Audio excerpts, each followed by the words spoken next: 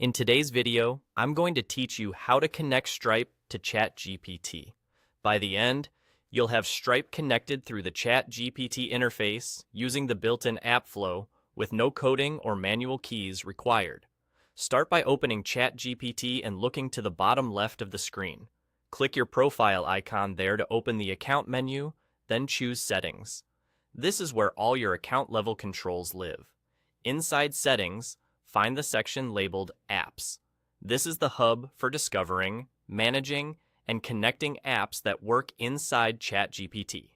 From the Apps section, select Explore Apps, or you might see an Add More option depending on your view. Both take you to the same place, the App Catalog. At the top, there's a search field. Click into that search box and type Stripe. Spelling matters here, so make sure it's entered correctly to surface the official Stripe app.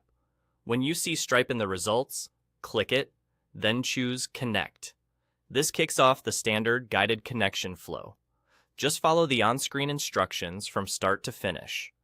Typically, this involves reviewing what access the app needs and confirming that you're okay with it. If you're asked to authorize the connection, proceed through those prompts. The process is designed to be secure and straightforward. You won't need to paste any API keys or share sensitive credentials. Everything is handled through the official connection flow. A couple of quick tips as you go.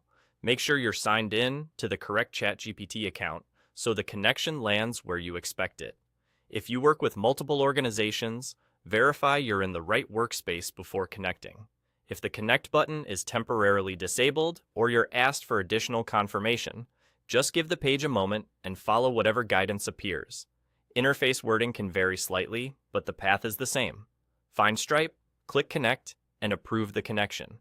After you complete the prompts, you should see confirmation on the app page, such as a status change indicating it's connected.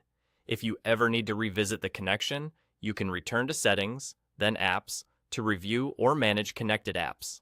That's it.